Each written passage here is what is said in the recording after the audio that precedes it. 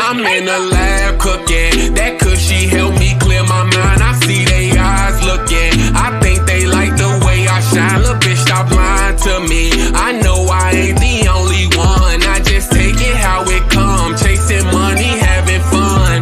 Cut alarm, wake and shake in the whip, off the oil, Quaker State. America, make it great, kill yourself and I help shake and bake. CLB, straight for Drake. Mommy said, God, he don't make mistakes. But arguing with baby mama, great debate. Not about to save the day, and not about to blaze the haze. Man, I smoke, knock you out from day to day. My shit packy out, but made this way. Ain't no backing down, I came to play. Until niggas passing out from Vegas strains. On the track, I take the train to STL for Raising Cane's. For chicken tenders, patty melts, and baby cakes. Cause every day we bake, feeling wavy like we say cremated, while we rather see your life off the tree when I like to breathe the lie, don't believe the hype. The Medipack is the soul food, like okra greens and swine. If the potpourri is pine, then you know we freezing time. I'm in the lab cooking. That cushy help me clear my mind. I see they eyes looking. I think they like the way I shine. Little bitch, stop lying to me. I know I ain't the only one. I just take it how it come. Chasing money, having fun. You lie.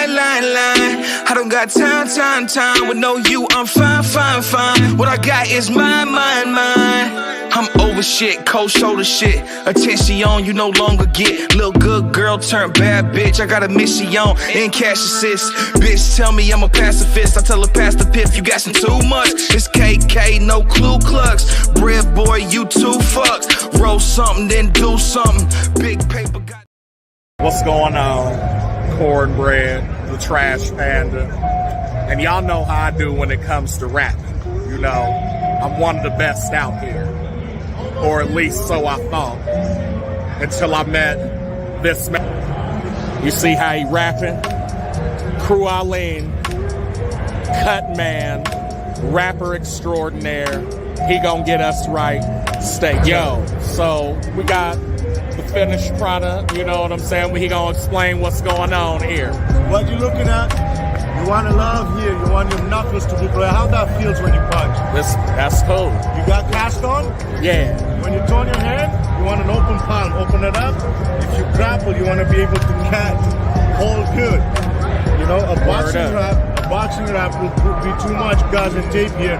It will be hard for you to grapple. Right. But in MMA, I want you to have an open palm, make a fist, give me a punch. You fell down? Yeah. Protection here, solid on the wrist, open palm. And that's what's up. That's what's up. Crew Island, did I say that right? You're right, baby. That's what's up, man. Hey, we following them. We gonna get you all the info too. Appreciate you. It's almost time. Peace.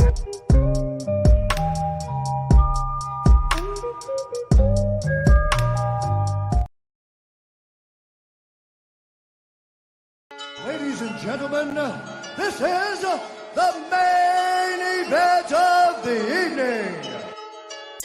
It's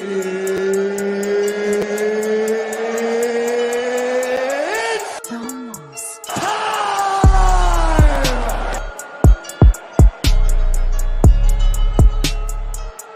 Welcome, people, all the UFC fans, mixed martial arts fans, any type of martial arts, boxing, judo, you know what I'm saying? Welcome to It's Almost Time. I'm Cornbread217, aka Go Diego Go. We're gonna explain that in a minute. But in the red corner, as always, you know what I'm saying? This person stands about 6 foot something, you know what I'm saying? Got the red shorts. Give it up for A1 Music, y'all. Hey. You know and then in this corner, Paul's late ass. Next, what up, dog? Resident hater, statistical genius. Makes one hell of a gumbo. You know what I'm saying? So we in here. You know what I'm saying? What's going on, y'all? Can't complain. I mean, I would, but ain't nobody want to hear that shit. So now we here. Watched the card last night. I missed the first 3 prelims, not by choice. All right. But you kind of already know I forgot my laptop like a dumbass, so I couldn't bring up the app and stream it or the site. And the person that came out that was streaming it through their app was a little late. They was here in time for like the main card, and actually, like I said, after the first 3. But it was weird. It's another one of them weird cards. It's hard even doing your homework on these fight night cards because a lot of them are still prospects. Yep. And so the jury's still out, even as much as Vegas thinks that they have it figured out. Like there was some upsets. Word up. With that being said, let's jump it off for the recap of Fight Night Sandhagen versus Font post-fight. And here we go. First fight of the night. Ode Osborne, the Jamaican, versus Asu Almabayev. Almabayev. He's got a bay in there. Oh, you're talking the Osborne fight. Yeah, that was the first one of the night. And the Jamaican, you know what I'm saying? He was looking good a little bit. And then, Almabayev, I'm going to assume he's from that area of the stands. You know what I'm saying? Or he's Georgian or something. I forget what they said. But, he took to the clinch and the grapple and the ground and got it done in round 2, fam. Submission, I believe it was a naked choke or a guillotine, right? Yeah, I believe so. It was one of the 2. I was actually on the phone with you bitching about how I couldn't watch it. Yeah, it was a rear naked. Yeah, I very rare, like y'all know, I put a little bit of money here and there. I be sprinkling it on the fights just to make it more interesting. Especially these fight night cards, you want to get yourself invested in some no name people that you know nothing about. Yeah. Throw a couple bucks on them, bro, and you'd be surprised even how much like a $3 bet will have you invested in that fight, no matter who's fighting. But it's a double-edged sword. When the stuff goes lackluster, don't go your way, you start like, you get pissed. But I get excited with my 25-cent bets, and then I don't get pissed when I lose. Oh, see, I don't even really get mad. I get frustrated. It's like, especially when certain fights that I know should have gone a certain way don't, and I'm like, man, what is happening? But I built a parlay last week. It was a 4-way parlay. It was just all money lines. Had picked 3 favorites on the main card, and then my one dog pick was Ode Osborne, and blew my flipping parlay right away. Now, don't get me wrong. I'll get into who my picks were here in a bit. It would have got busted up regardless with the second fight, but it's like you can do your homework. You can know what you're talking about, and this is the fight game. You're not always gonna come ahead. No. And that's the thing about fighting. It's like there's so many variables that anything can happen. You know what I mean? So they must have this listed backwards for me because I caught I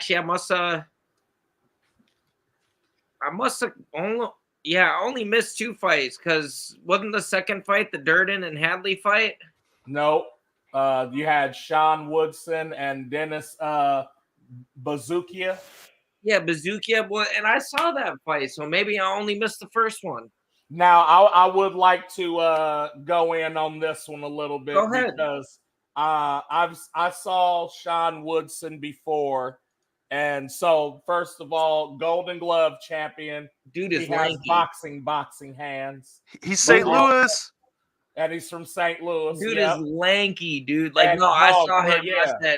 I said, who is this, man? Like featherweight, skinny cousin. He's got reach and legs. Like, he's tall. You know what I mean? And so you wouldn't think that translate. Taller people usually get kind of taken down easier. But like, I was very impressed with this fight, and especially Sean Woodson, because you know, as a boxer, we know you can strike. You know what I'm saying? He also went into clinch and handled himself very well. Got a couple takedowns. Was very good on the ground. You know what I'm saying? And even with his corner yelling at him, "Hey, don't do that. Quit clinching. Like, just, you know, go stand up." He did his thing, and Bazookia was no joke either. You know what I'm saying? Let me hop in on this front because I brought it. I threw a little shout out in the chat box before this fight because this fight was actually booked last minute. I won't even say it was booked last minute, but it was added to the card last minute. Matt Serra was very high on praise for Dennis Bazookia. Like, basically was like, "Hey man, why haven't you got your shot?" Blah blah blah. And took to socials, basically shouted Dana out. I think probably tagged him in the vid. It's like, "Hey, let's give this kid a shot. Let's get him going." And so they did, and they got him an opponent. It was a back and forth, and Bazookia had his moments, but Woodson definitely had. No, he showed out. Like, so you hear boxer and you expect that, right?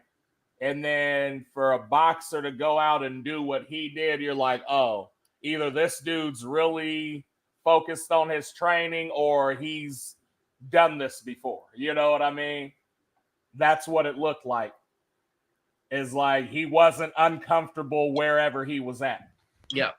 But definitely he had hands. Like, he was tagging. Oh, that, he had some feet. And the one thing Yeah. I would have liked to have seen out of Bazookia anyways is after that first or maybe even a couple minutes into that second round, when every time he would go in for the single leg and it was getting stuffed or it was nullified, just figure something else out because it's not there, man. Like, he wasted too much time continuing to chase a move that wasn't there, and it cost him the fight because Woodson won the decision, unanimous, and rightfully so. Yeah. Also, the prior fight, that Osborne fight, actually was a performance of the night bonus. Word. So I just wanted to throw that out. Try to keep track. I like to shout those out as we go. Just kind of keep track of actually who got the nods. I swear, man, that Durden fight though had to have been before because I didn't see that fight. That was right after the Woodson one, yep, and before Billy Q and Jackson. There's no way. Yeah, I'm telling you, I feel like that Durden Hadley fight was the second fight, and it's just showing backwards. But I could be wrong. I don't know how I don't remember that Durden fight then. I was like in and out on it. I didn't really find it that interesting. Gotcha. Well, and then from the looks of it, it doesn't look like it didn't get any honors. It was just a unanimous decision win. It looks like for Cody Durden. Yeah. Which actually, on my homework sheet for the week, Durden was one of the picks I was gonna make. I didn't actually get to place that one just because of the fact it wasn't going. Plus, I left my list at home. This is the second or the third week I've done this. I've actually wrote out and articulated what my strategy was, and then just left my homework. Wow. And I actually picked Durden on my sheet by decision. He won by decision. That would have been easy money. But oh well. Oh well. Any thoughts over there, resident hater Paul?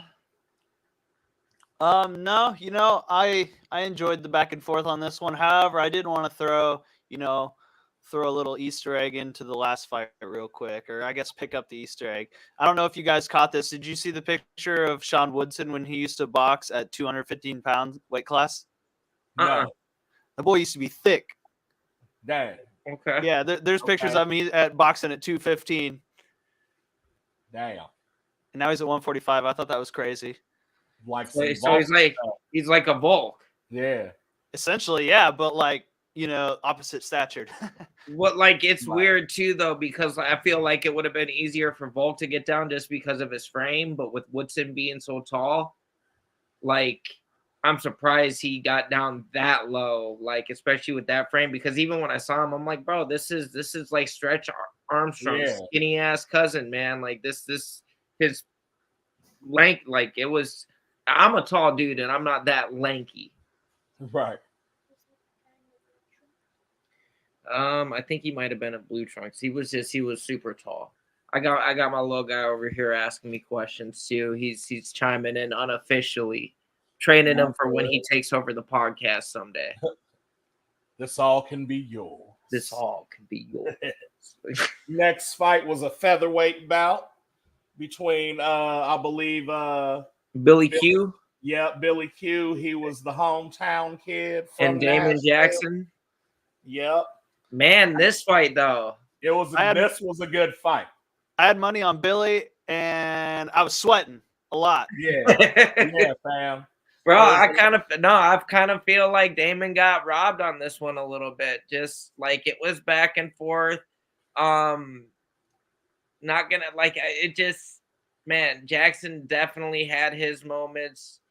Kind of like it was weird because as they were explaining, he halfway just reminded me of Prez and the fact that he runs his own gym and he teaches classes and shit. And I'm like, oh, this is the white Prez. I got it.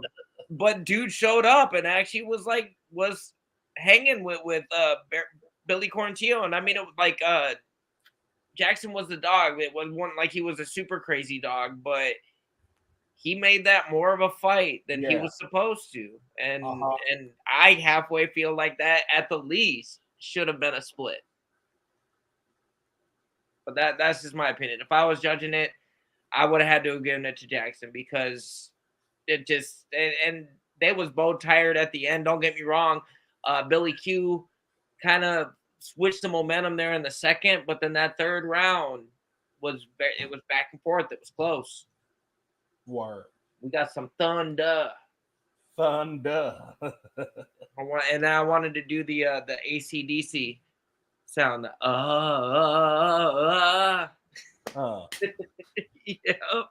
Hell no.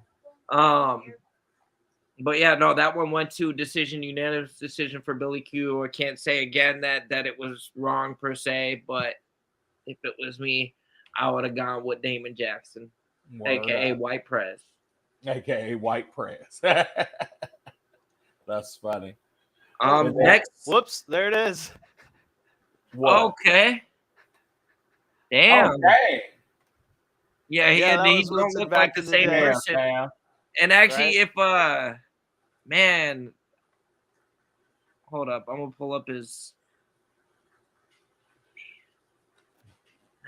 That's crazy. Yeah, that's a big difference.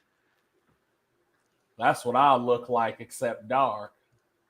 I'm not going down to 145, fam. Bro, I would have a hard time getting down to 145. Like I'd have to diet and start working out.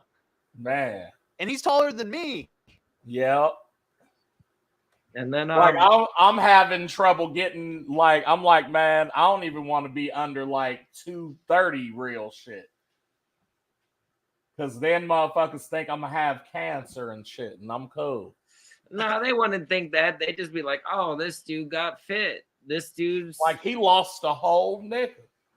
I heard of the Black Beast, but I've never heard of the Black Panda. Anyway. So on to the next one though, which was actually this one was a fun fight too, man. It looked like it was going one way for so long, and then boom. It was Jeremiah Wells versus Carlston Harris. Yeah. And Carlston don't seem like a fighter name. Like why is Carlston in the cage? It's because he can fight. It's because he will choke the shit out of you.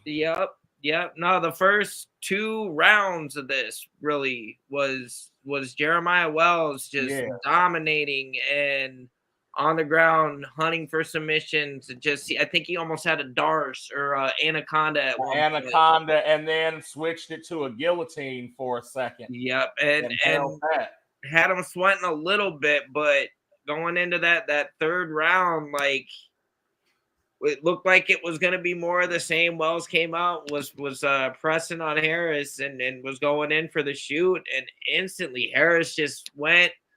It was a very beautiful technique because it wasn't just like, oh, he got him in a submission. Like, no, he plotted it. When he went to shoot in, he waited for his head to get deep in enough, got the one arm around, but then made sure he could lock his arm proper before falling and grabbing it. Straightened it out and Yep, like no, even adjusted it. Yep, and then got it, and then pulled him down, and it was over from there. Snatched a win away from a very dominating performance from Wells, and actually wasn't just a submission. Put the dude to sleep. Yeah.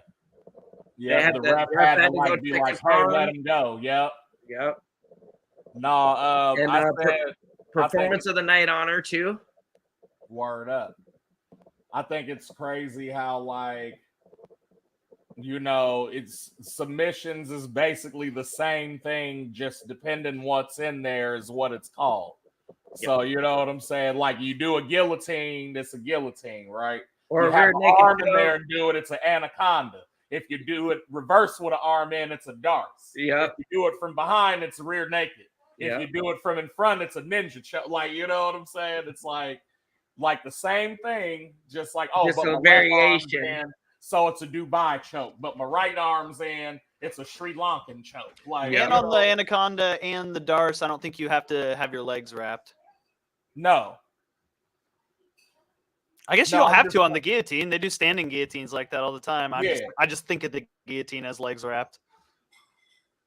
Yeah, no, that was a good fight though, and Harris got performance of the night for that one, well deserved. Like I said, he hung in there, got through some adversity, and got that dub. Like that's you can't even complain.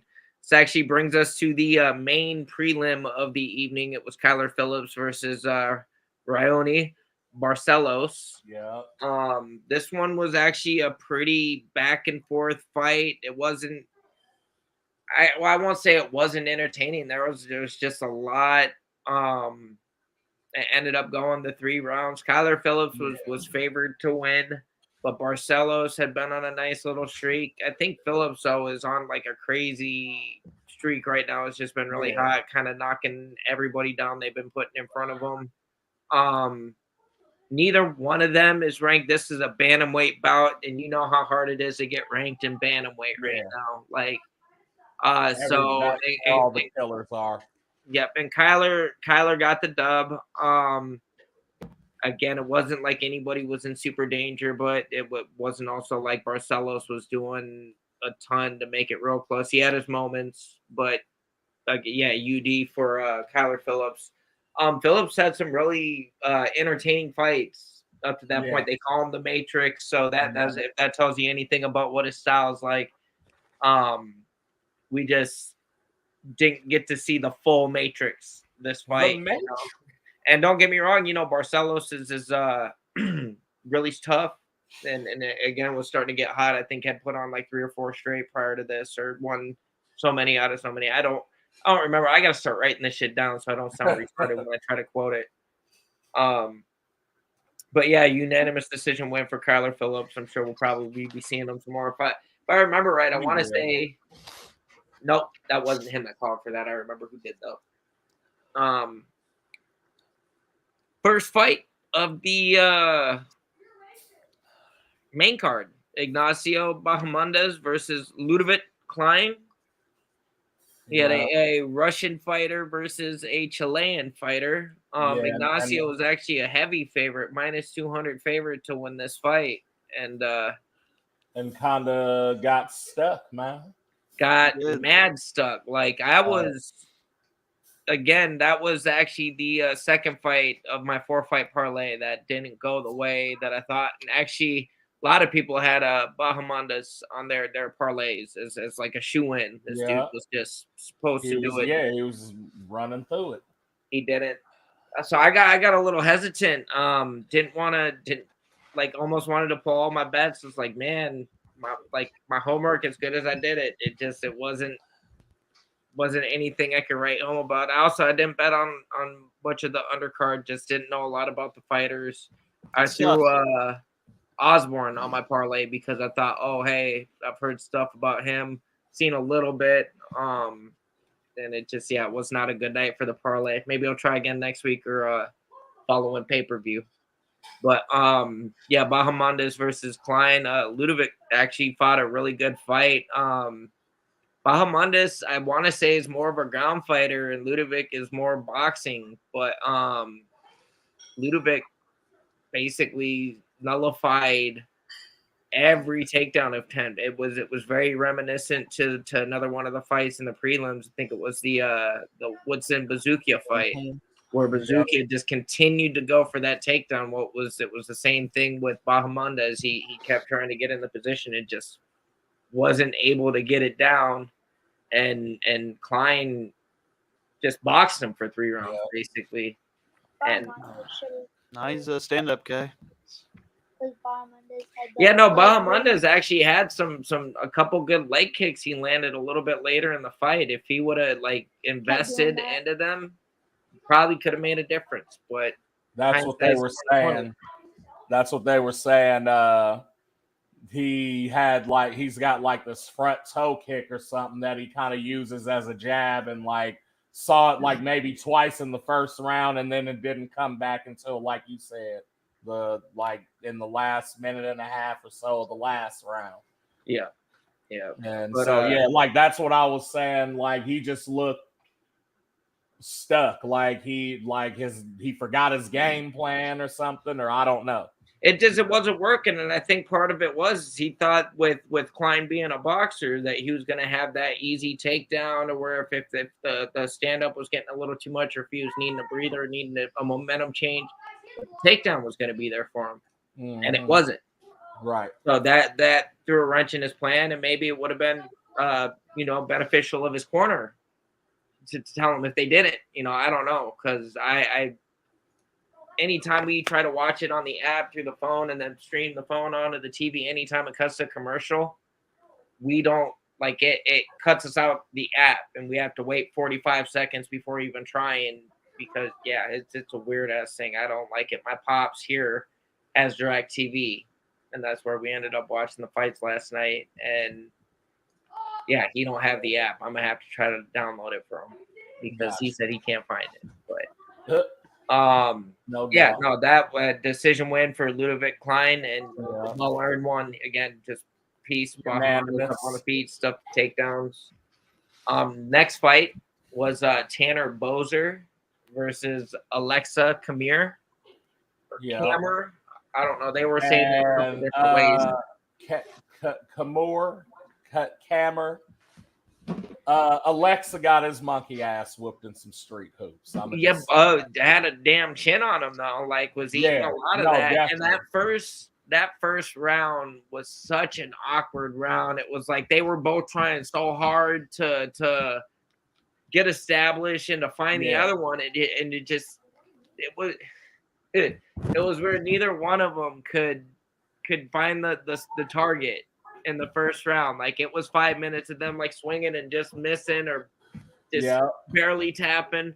And then the second round, actually Kammer hit Boser with the first hard shot, and from there all of a sudden they're like, oh, there's the range, and then they started touching each other. But Boser definitely got the better of the exchanges.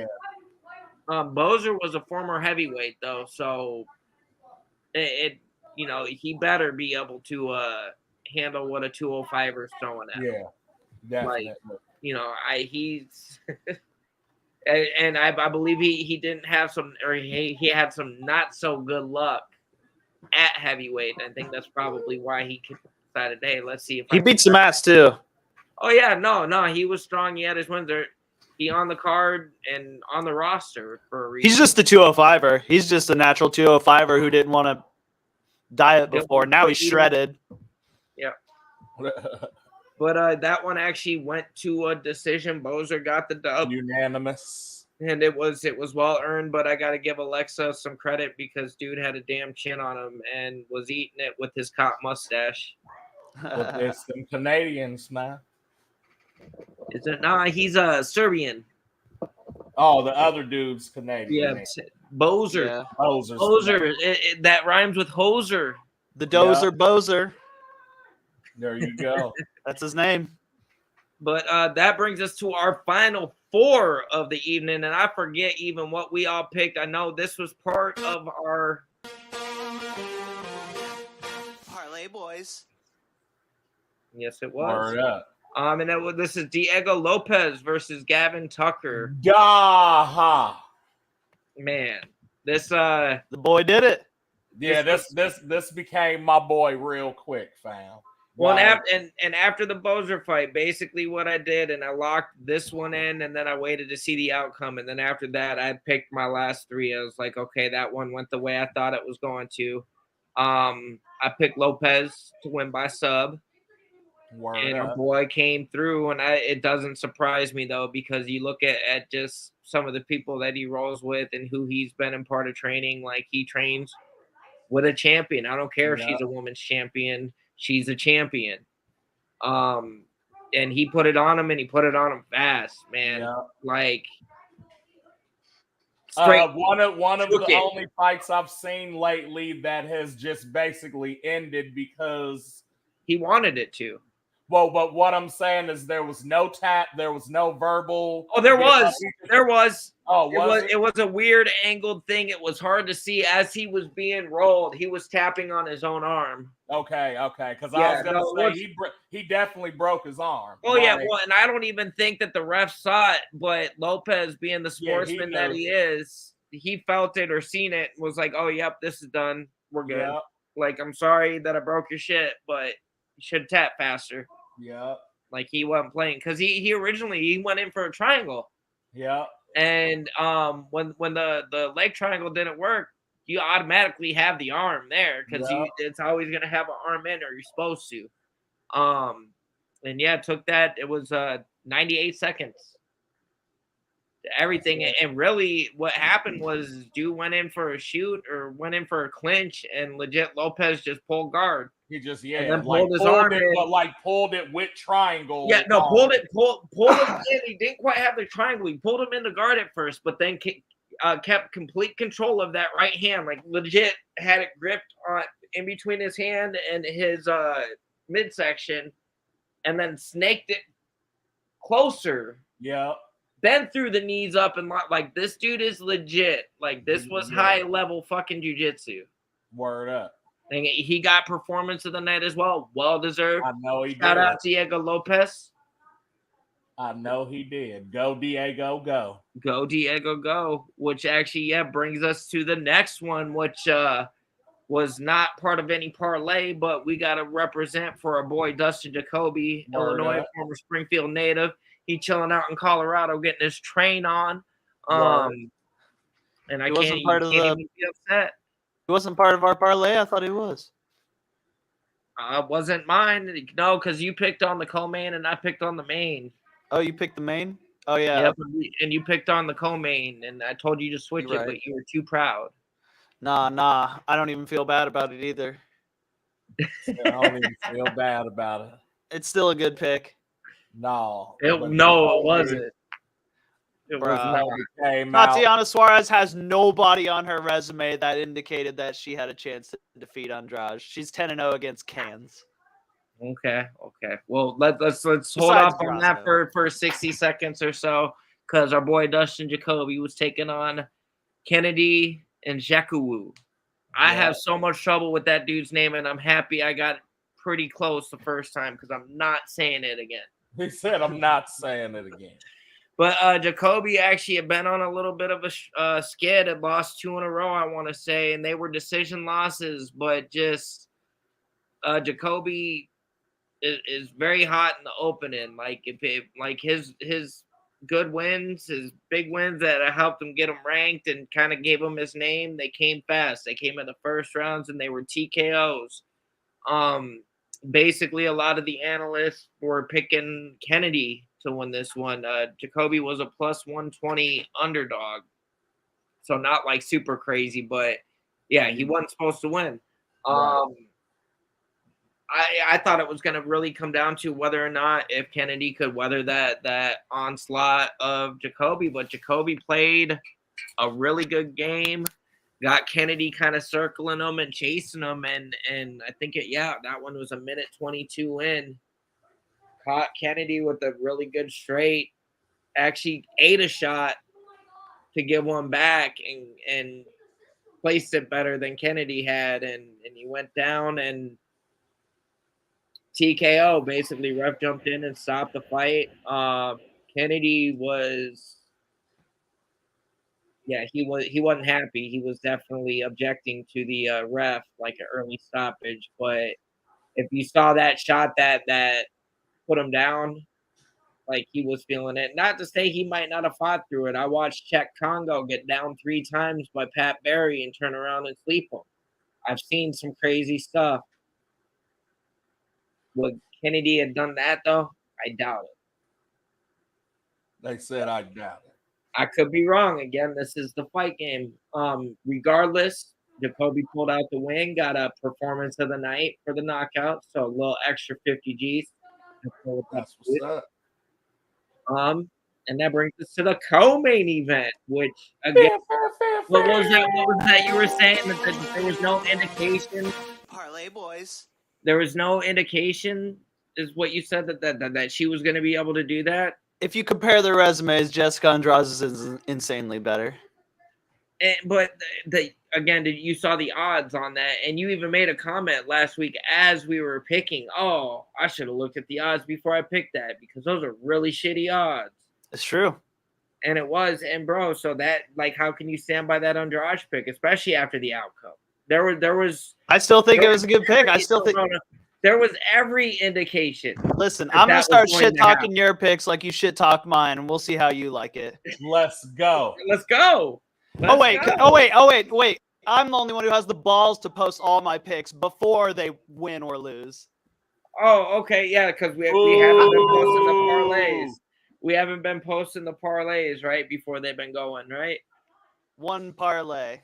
I know. I usually, with none of my bets, I don't like getting on and flexing like, I won money. I don't like doing that. I'll do it in a fucking fight group. Hey, it's for entertainment And purposes. if we need receipts, Paul, I will send you all my picks from last night. I'll show you how shitty my opening started. No, I'm just saying. All I'm saying is I don't shit talk 4 your in bets. a row. Not only by I don't shit talk your bets because I don't know what they are.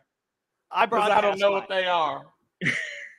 No, I had that the 4-way parlay that broke up, and then the only other bet I placed prior to the final 4 was I tried to redo my 3-way. Every bet you've ever lost was a shitty pick, right? You shouldn't have picked that. Suarez and Sandhagen, and it got broke again. So I said fuck parlays, and just started picking the winner and the method.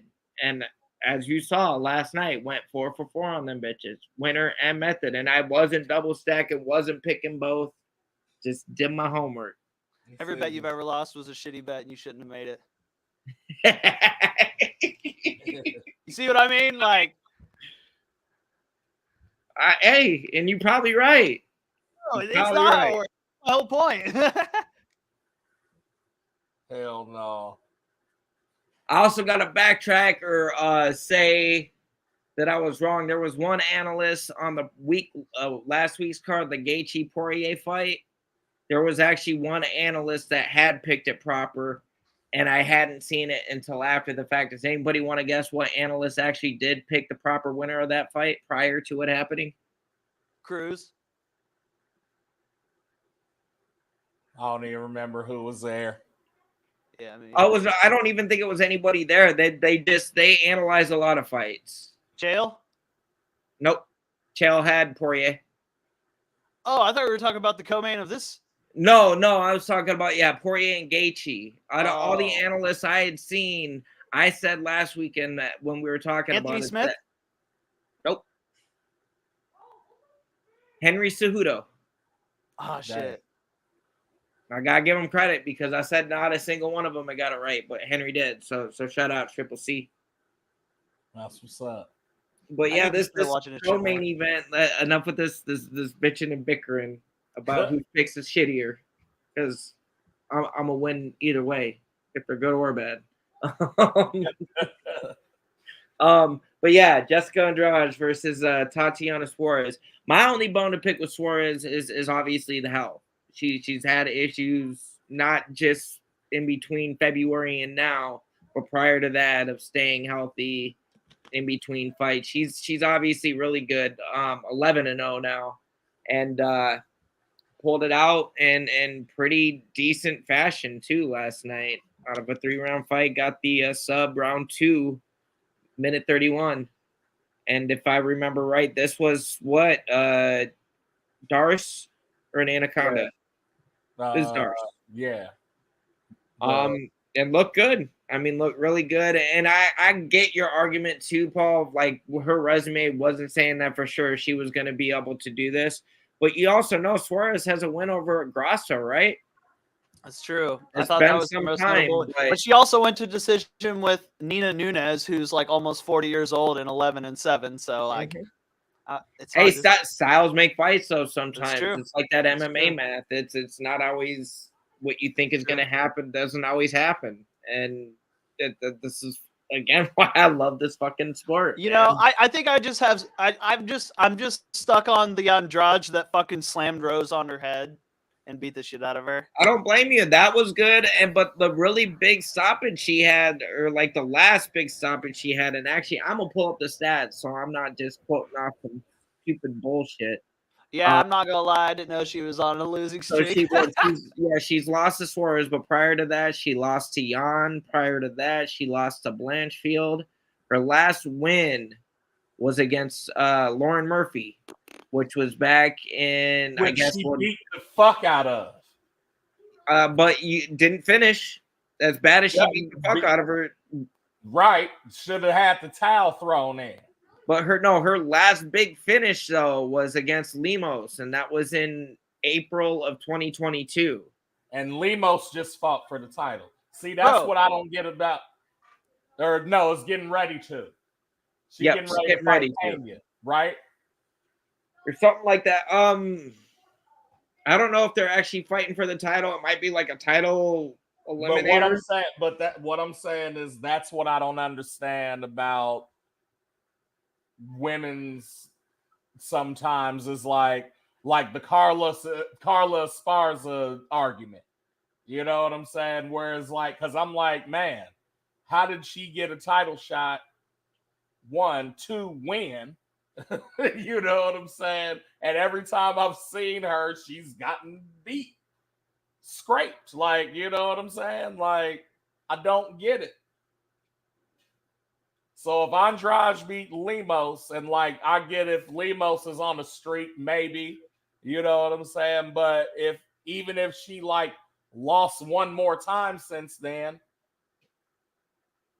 how I don't get it. That's what I'm saying.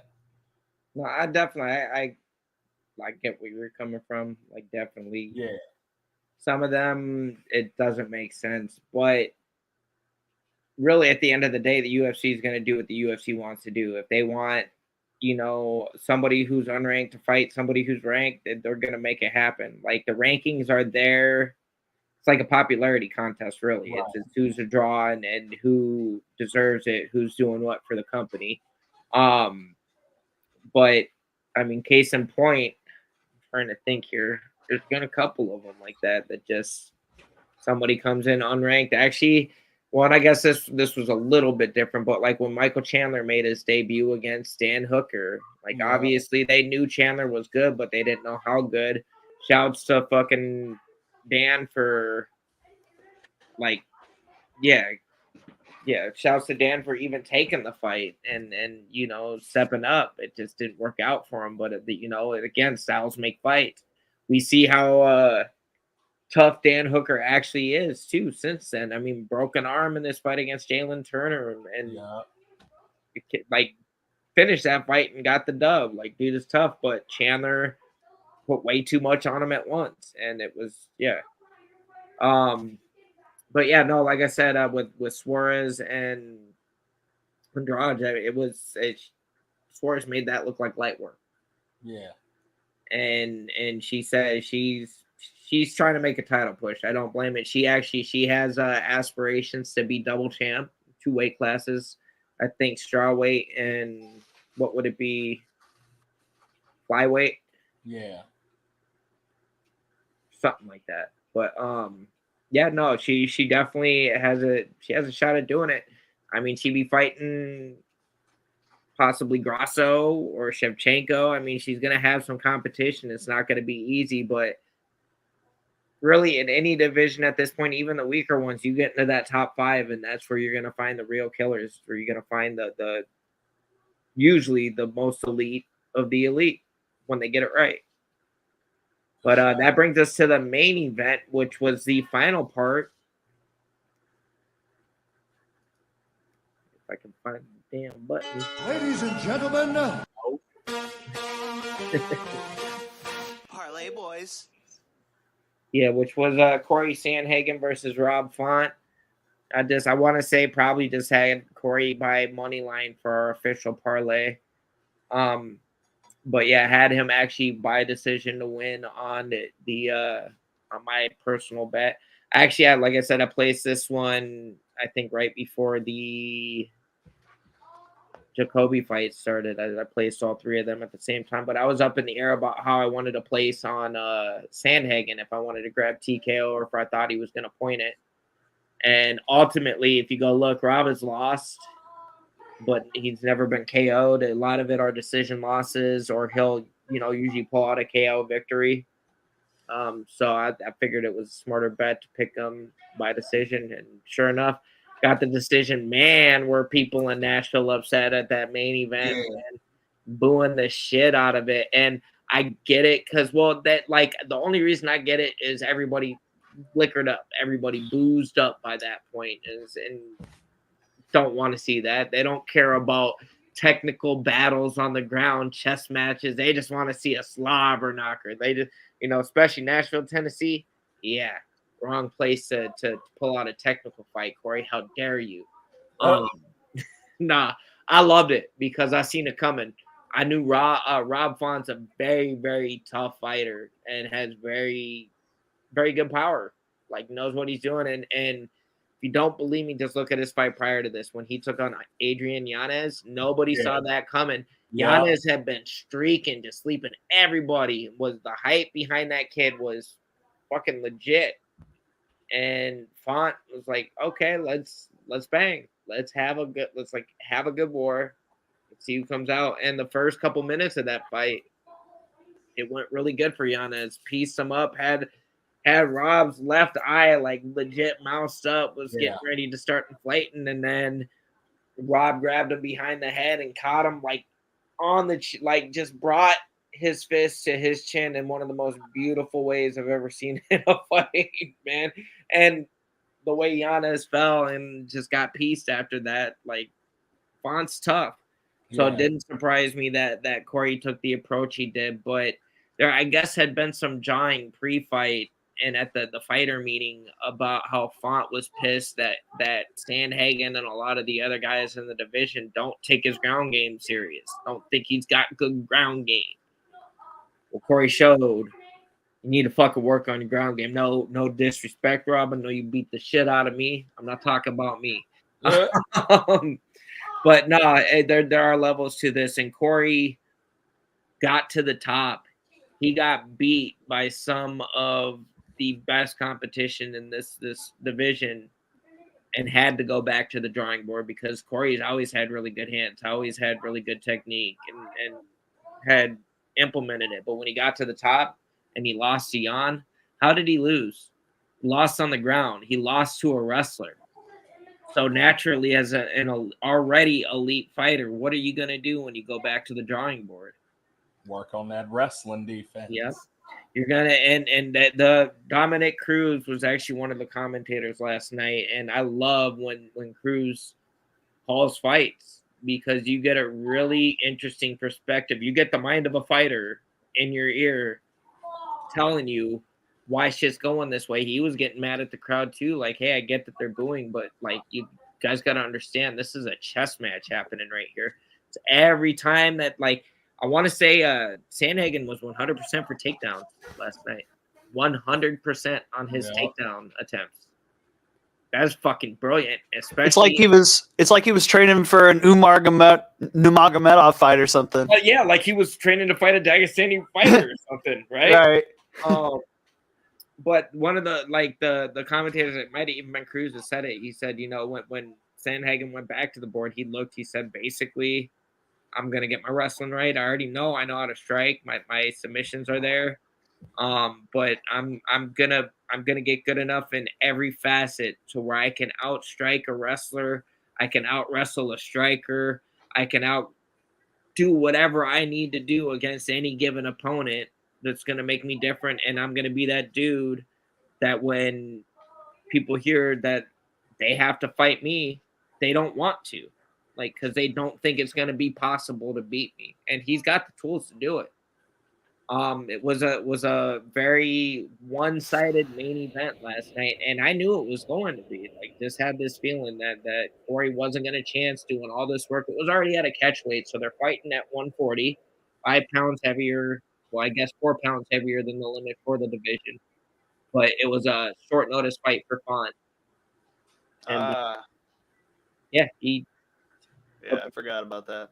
Brought it to him, and literally every time he would get him taken down, Font has decent ground game. I mean, he was trying to pass, he was trying to do what he could to get into a new position, but Corey nullified everything. The only time that there was even any kind of offense from Font off of his back was in the final 20 seconds of the 5th round when he tried to throw up that triangle attempt, and it wasn't anywhere close because Corey had both hands in, or both arms in, so he wasn't getting shit. I don't think Corey got hit on his feet last night either. Like, legit, I'm not gonna say he didn't take any punches, but legit probably could have counted the amount of punches that Font landed on 2 hands. It's probably less than a dozen, less than 20. Like, it was a masterclass, and I don't blame him. He didn't want to risk all that work to fall to number 7. When he's on he did right by his platform too, and actually called for the winner of O'Malley and Sterling, which I don't know how that's going to work if Sterling's moving up, but I guess Merab will just magically take his place, right? Right. Like, anybody that's calling out Sterling in this division just got to fight Merab now. Yes, that's what it is.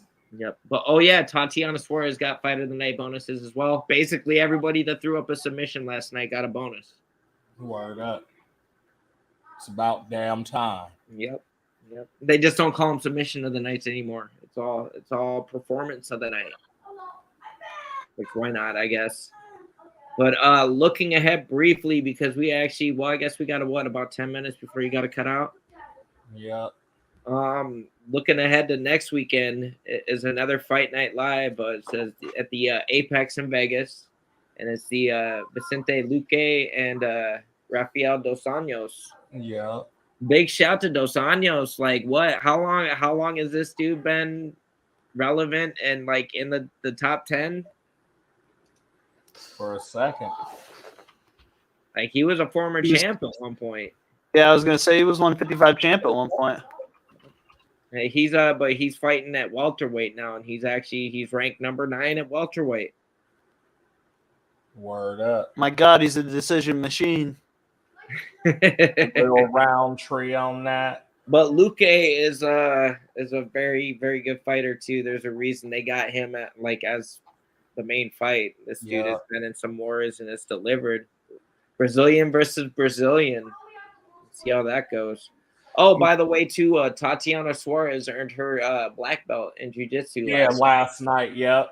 I mean, she better have, after submitting a fellow Brazilian jiu-jitsu black belt as easy as she did. Like, you got some skills.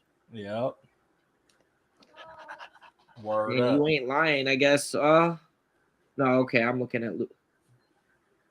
Okay, yeah, no. Ooh, Luque lost his last fight. He got his fucking ass beat. What, by Jeff Neal? I don't know. I'm just talking shit. Hell no. That should be a good one. Oh, yeah, then I forgot Luque beat Woodley, too, but that was after Woodley was... Man, Woodley just fell off ridiculously hard. Man. Like he was a killer, and then he just stopped killing. Wasn't it after he seen Usman, basically? Yeah, he was never the same after Usman. He had like one good fight after that where he got slept that fight. I don't remember who it was. It might have been the Luque fight where like, but he had his moments. Actually, had dude hurt and was trying. I couldn't even blame him. Like he just ended up on the wrong end. And then when he fought Kobe of all people, like broke him. Yeah. Broke his rib like mid fight and like started screaming and had to tap. But no, this next weekend's obviously it should be a decent card, but it's even harder. Like I'm going through it and I'm like, yeah, this could be all right. But just knowing that 2 weeks from now, UFC 292, this one's gonna be a banger. And yeah, actually Amanda Lemos is fighting. It's a strawweight title bout against Zhang Wei Li. Man, in the main event, Aljamain Sterling versus Sean O'Malley. You also got Chito Vera versus Pedro Munoz. Man, I like Pedro. Why are they doing that to him? So why they doing that? But yeah, no, if y'all hadn't tuned in the beginning, definitely check out the first 5 minutes. There's a little recipe on there for you, and also a little instructional video. I'm sure we'll probably run them down the road at some point too. But a little hand wrap video that we got courtesy of the UFC Fight Week. And what's old cut man's name again? Crew Allen. Yeah. Yeah. No, that was dope. I like that. I might have to I'm not no actually is that the one recipe we did do? Yeah, that just the steak one. That the Brazilian steak? Yeah. Gotcha. Yeah, I was still trying to get myself settled and set up and whatnot. Man, I might have to go Pollyanna on this next one, G. My sub. What you talking about?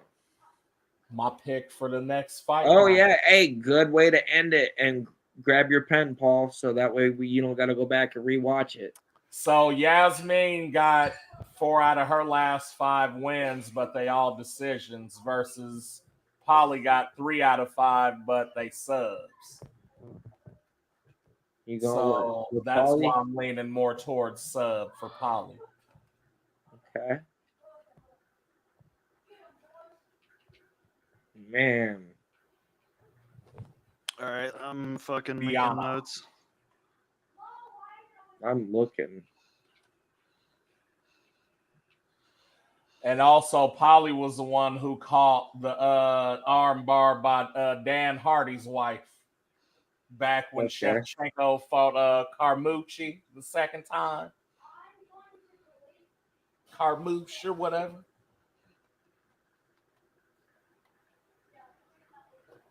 And she said, no more of that. All right, I'm only picking something. I'm picking the biggest odds on the card. That way my bet can't be shit talked. He said my bet can't be Where's the biggest favorite on the card? That's what I'm picking.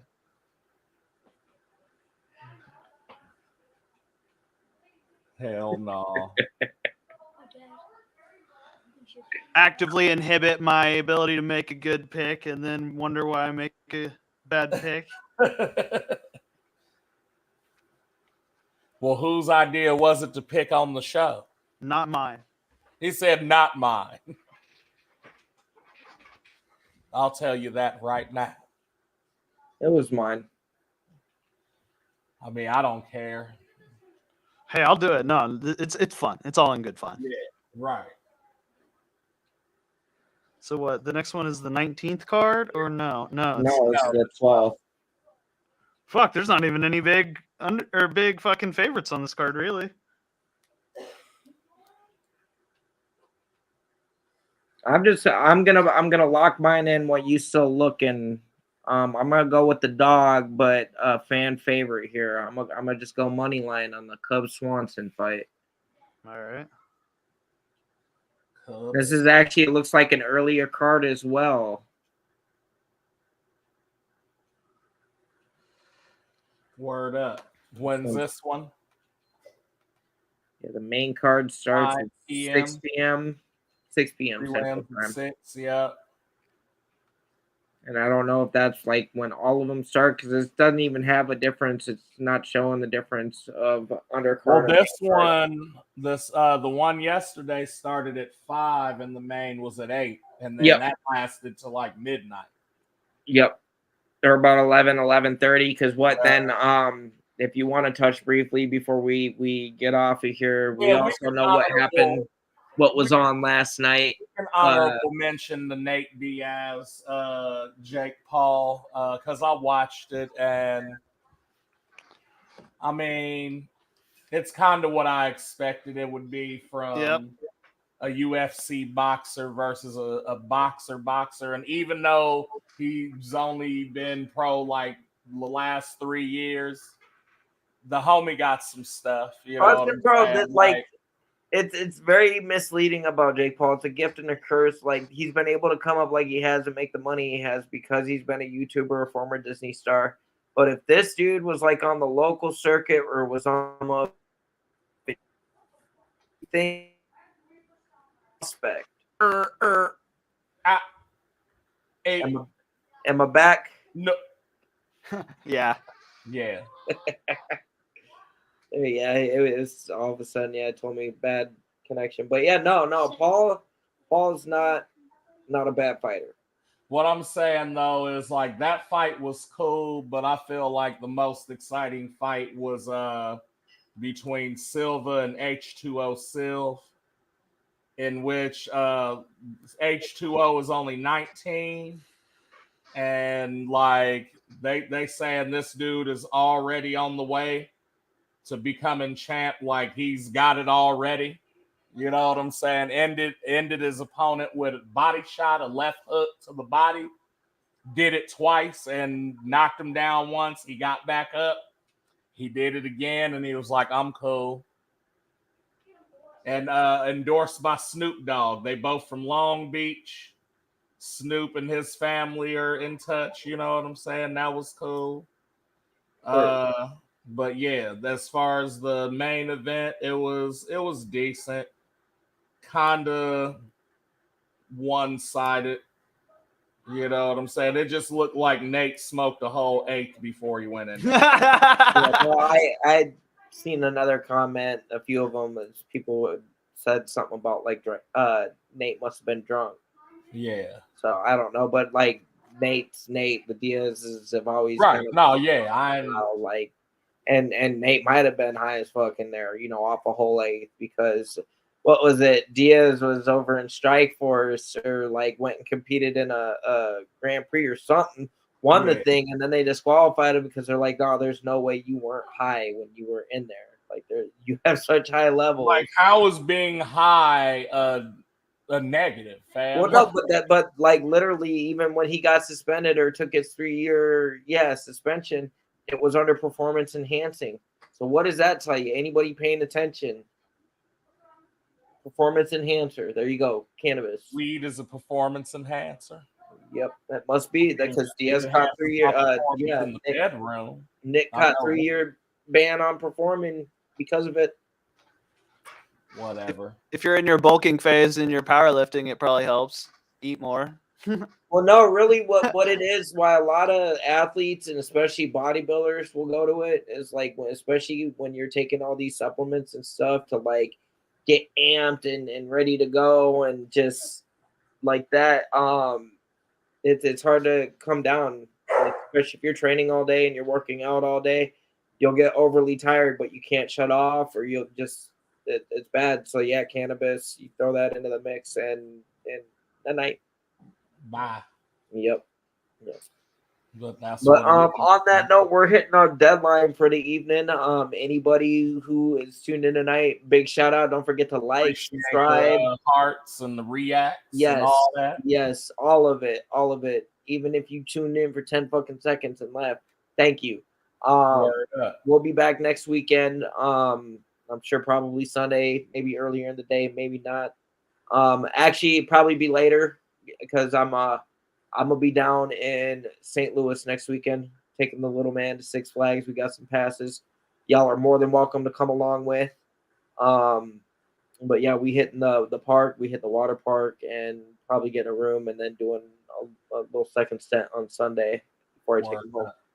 But I'm gonna try to bring my laptop with me to where if I'm still down there at like 3 o'clock our normal time, we can go on from down there as long as I got good Wi-Fi. Word. But yeah, y'all enjoy your evening. Like I said, thanks again everybody who tuned in.